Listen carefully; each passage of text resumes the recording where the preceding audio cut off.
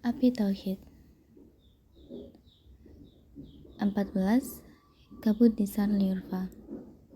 Bagian kedua. Kota itu terletak di sebelah timur Danau Van, danau terbesar di Turki. Danau itu terletak di ketinggian 1.700 meter di atas permukaan laut. Pemandangan dari kota itu ke arah danau sangat indah. Dan sebaliknya, pemandangan dari arah danau ke kota itu juga sangat indah. Itulah kota Van yang menjadi ibu kota dari kota Van.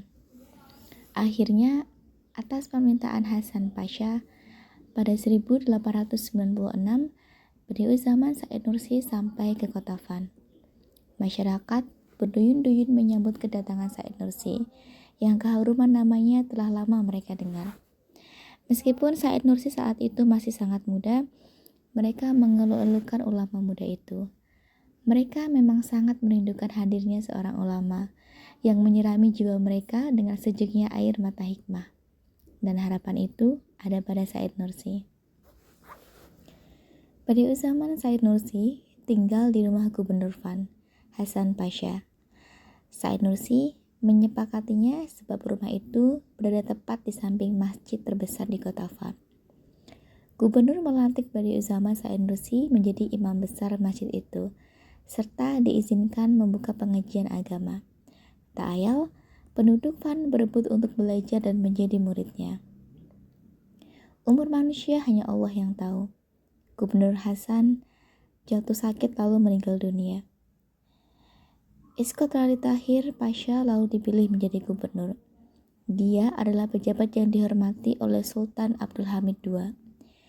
Beliau pernah menjabat sebagai gubernur di Mosul dan Bitlis sebelum dipindah ke kota Van. Tahir Pasha adalah orang yang sangat mencintai ilmu pengetahuan. Ia memiliki perpustakaan pribadi yang koleksinya sangat kaya. Bakat besar dan kecerdasan Said Nursi sangat menakjubkan dirinya. Begitu diangkat menjadi gubernur, ia meminta Said Nursi agar pindah dan tinggal di rumahnya. Agar Said Nursi bisa mengakses sumber-sumber rujukan ilmu pengetahuan yang ada dalam perpustakaan pribadinya. Dan Said Nursi menyetujuinya. Said Nursi terus menyebarkan ilmu di masjid utama kota Van. Rumah Iskot Ali Tahir Pasha adalah tempat pertemuan para intelektual dan cendik-cendekia, juga guru-guru dari sekolah-sekolah. Tahir Pasha ingin Said Nursi ikut terlibat diskusi dengan mereka. Said Nursi tidak menolak untuk terlibat dalam diskusi.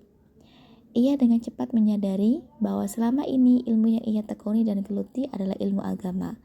Sementara sebagian dari para cendik-cendekia itu adalah para pakar di bidang ilmu umum modern seperti sejarah, geografi, matematika, kimia, fisika, geologi, astronomi, dan juga filsafat. Said Nursi juga menyadari bahwa cara berpikir mereka sebagian besar adalah cara berpikir sekuler.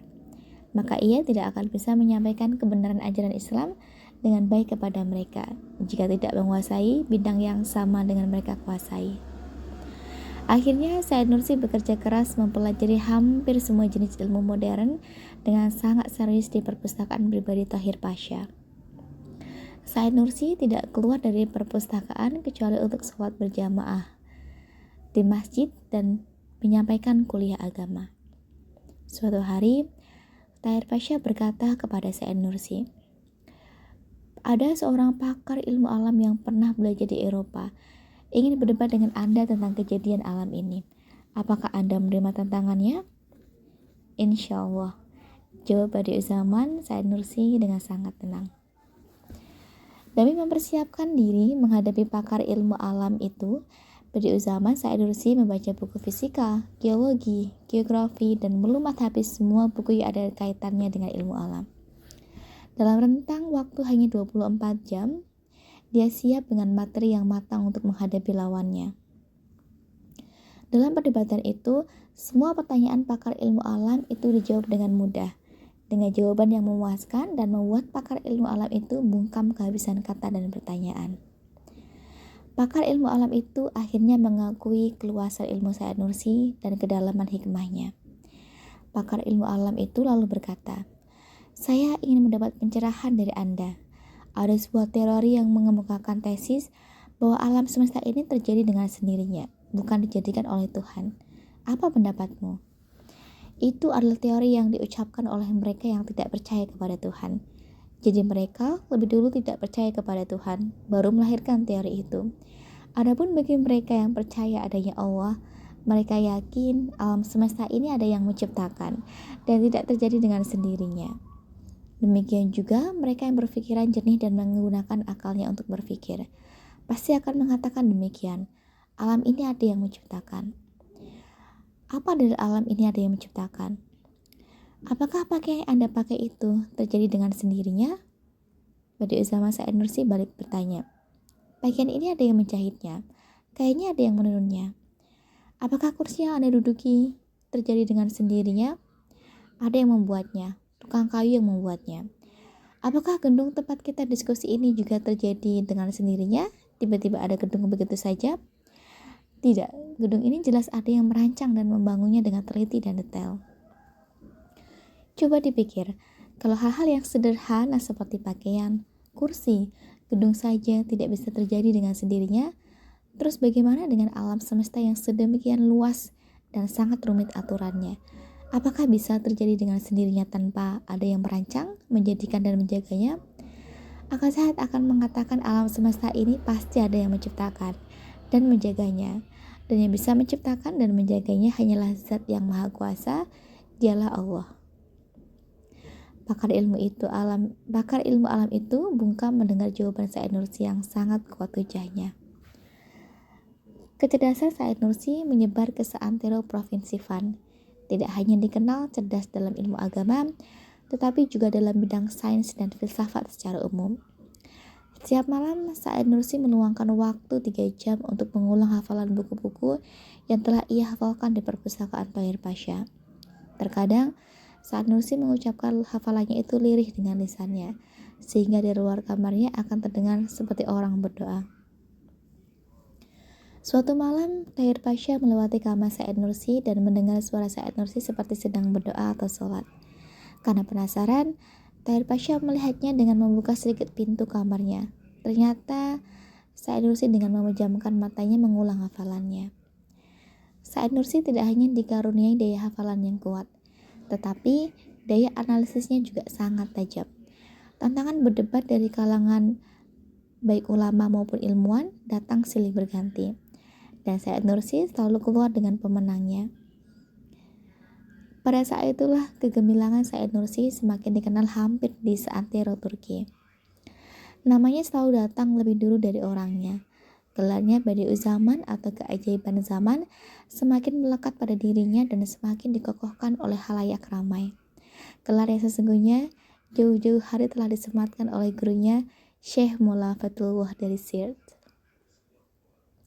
Suatu hari Gubernur Tahir Pasha berkata kepada Said Nursi, "Sekarang Ustadz sudah menjadi seorang ulama yang terkenal dengan gelar Badiuzzaman. Alangkah baiknya jika Ustadz memakai pakaian ulama agar sesuai gelar Anda." Saya lebih nyaman dengan pakaian ini, karena ini adalah warisan bangsa dari mana saya berasal, dan saya lebih suka masyarakat memandang ilmu, bukan memandang pakaian, jawab Said Nursi dengan sangat tenang. Kalau ada yang bisa saya bantu dengan senang hati, baik sebagai pribadi atau sebagai gubernur, saya akan bantu. Ustadz jangan segan untuk menyampaikannya. Kebetulan sekali di Van ini banyak anak-anak muda yang haus ilmu pengetahuan. Saya berencana ingin mendirikan madrasah di sini. Tuan Gubernur bisa membantu saya? Pasti, itu rencana yang sangat baik. Silakan Ustadz mencari tempat yang cocok untuk mendirikan madrasah itu. Menurut saya, tempat yang paling cocok adalah di samping Masjid Van. Letaknya strategis dan mudah dijangkau siapa saja. Pada waktu siang, saya mengajar ilmu sains di madrasah, dan pada waktu malam mengajar agama di masjid, kata Badiuzzaman Said Nursi. Saya setujui, dan saya akan keluarkan dana untuk pendirian madrasah itu. Tidak lama kemudian, Madrasah itu telah berdiri di samping Masjid Fan. Badiuzzama Said Nursi menjadi kepala sekolah dan guru besar madrasah itu. Perhatian Badiuzzaman untuk mencerdaskan generasi muda umat begitu besar. Said Nursi menciptakan kurikulum yang berbeda dari madrasah lainnya yang sudah ada. Ilmu pengetahuan modern, ia gabung dengan ilmu pengetahuan agama. Badiuzzaman meyakinkan masyarakat bahwa ilmu agama dan ilmu modern bisa bersatu, bahkan tidak boleh dipisahkan jika umat ingin maju dan merebut kembali kejayaannya. Saat itu, kekhalifahan Turki Utsmani mengalami kemunduran. Turki Utsmani seumpama raksasa yang lumpuh, yang tangan dan tubuhnya diamputasi oleh musuh-musuhnya tanpa berdaya melakukan perlawanan apa-apa. Kondisi itu sangat mempengaruhi dunia Islam lainnya. Tunisia memerdekakan diri dari Turki Utsmani tahun 1877. Namun 4 tahun berikutnya dicaplok oleh penjajah Turki. Pada 13 Juli 1878, Perjanjian Berlin sebagai revisi Perjanjian San Stefano ditandatangani.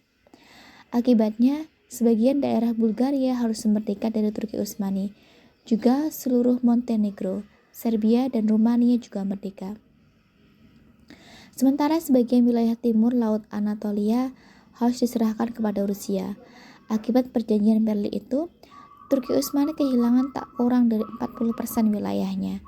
Di samping itu, Turki Utsmani masih harus menderita membayar biaya perang yang besar kepada musuh-musuhnya.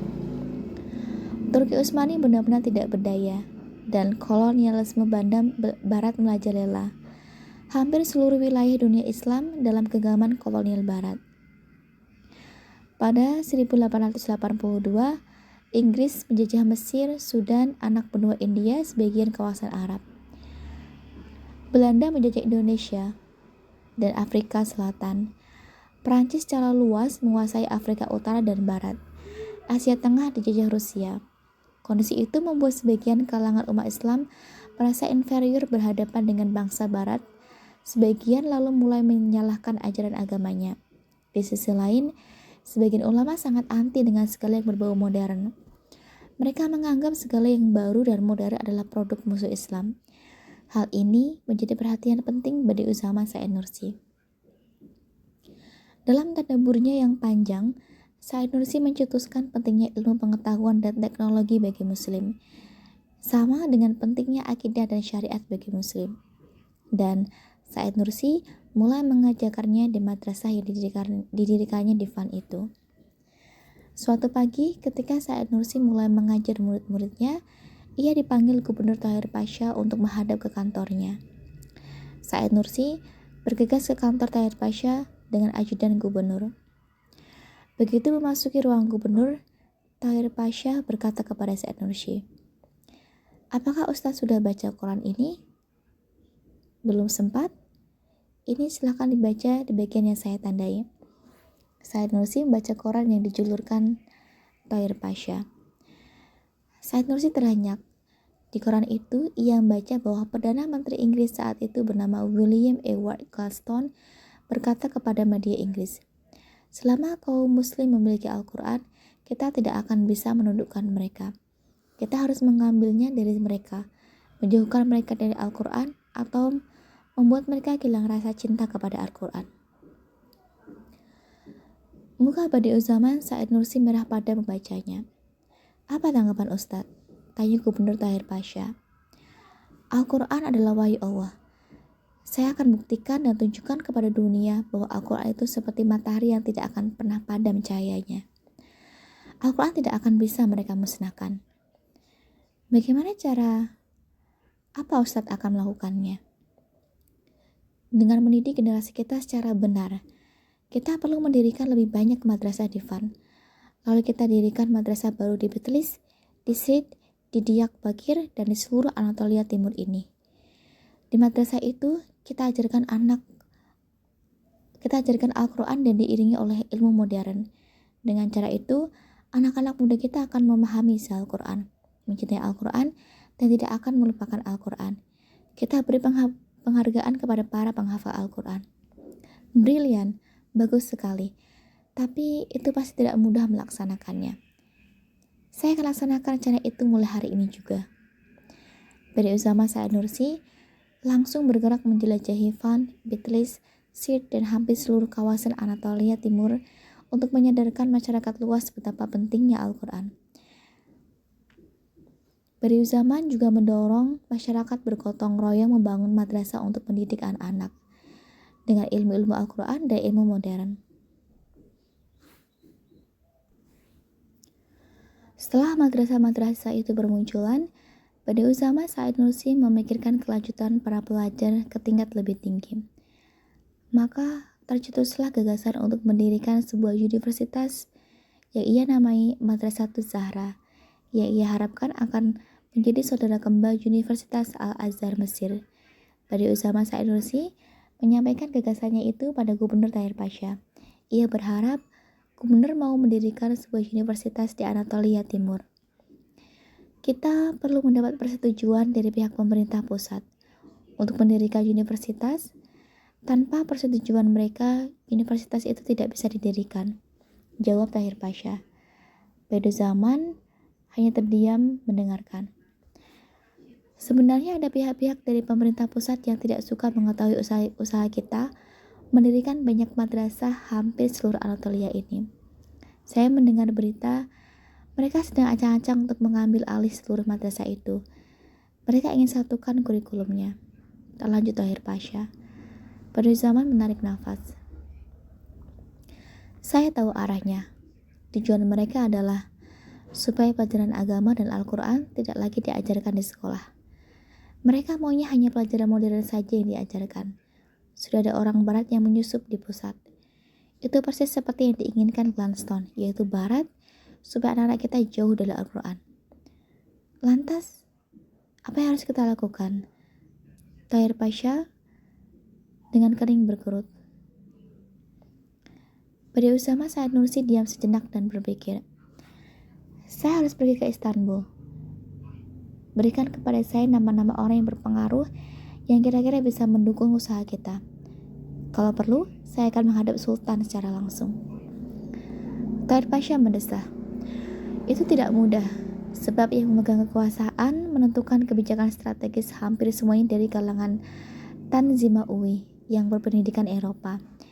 Cara berpikir mereka sudah Eropa. Mereka sudah sila oleh cara hidup Eropa. Agama sudah mereka pandang sebelah mata. Saya akan tetap ke Istanbul dan mencoba menemui mereka, tegas Badi Usama Said Nursi.